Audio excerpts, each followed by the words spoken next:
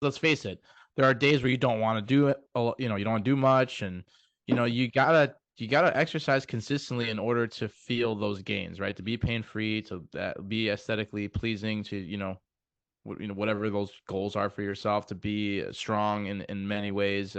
There's a lot that goes into it. So you want to have fun in what you're doing. So for me, like landmine and mace and clubs and kettlebells, it's like so fun that like there's no option. You're gonna do it. It's fun. It's so fun. But what about you, G Money? How have you been moving lately? I've been seeing you moving that big ass sword and big maces. After you, Yeah. this shit. So I mean, I can pretty much touch on pretty much everything that they said, just coming from a slightly different angle. I'm 29 years old, and everything that I do is trying to optimize my sporting ability to try Okay. and gain as much of that as long as possible. You're a hockey player, right? You're a goalie. Life hockey, I actually play goalie and out, which are completely different positions, and there's a lot of overlap in jiu-jitsu, lower body movements, and goaltending. So when I that my movement style was in a tier that it shouldn't be in for somebody who's just stepping into that position.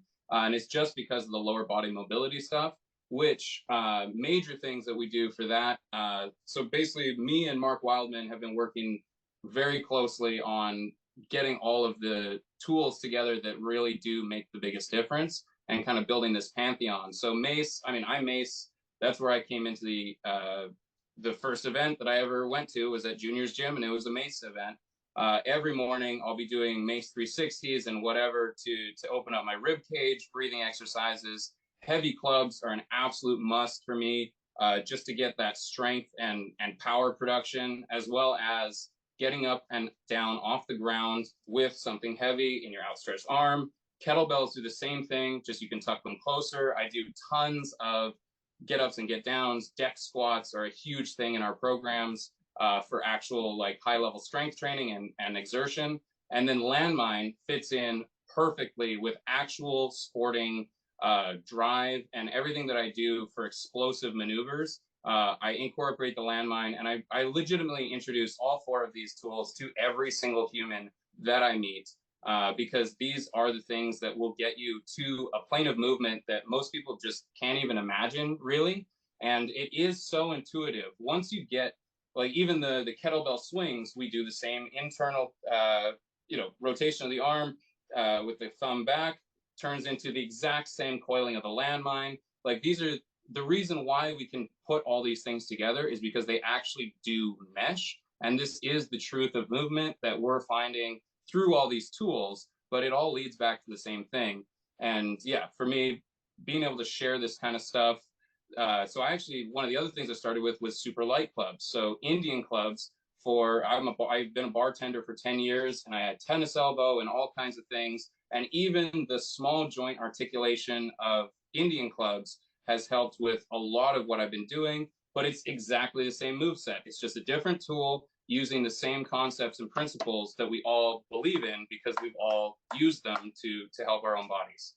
It's interesting because the other day I was at the gym and I was doing some halo, just using the plate. The plate. Yeah. That's all. I was nothing crazy, nothing fancy. I just was using a plate and doing halo and reverse lunges. That's all I was doing. And there was this guy, probably in his 60s, that he said, "Oh, I saw you." I was doing all of the crazy shit, obviously, So I was doing all this kind of stuff, but I never done this. And then I told him, I can tell because he just create that natural slouchy posture. age. And then I was showing him for like 5 minutes, how to probably do the halo, what you have to do, the breathing part, and things like that. And the guy was just blowing, man. He was saying, why anyone in 60 years I've had like personal training and that show me this. It's ridiculous because I mean that's probably using a mace, let's say doing the 360 with the mace, doing hydrocore, doing halo with hydrocore, doing like the spin, whatever, bringing an object behind your head, behind your neck, or reaching behind you, something that we do all the time that we don't do in our training at all.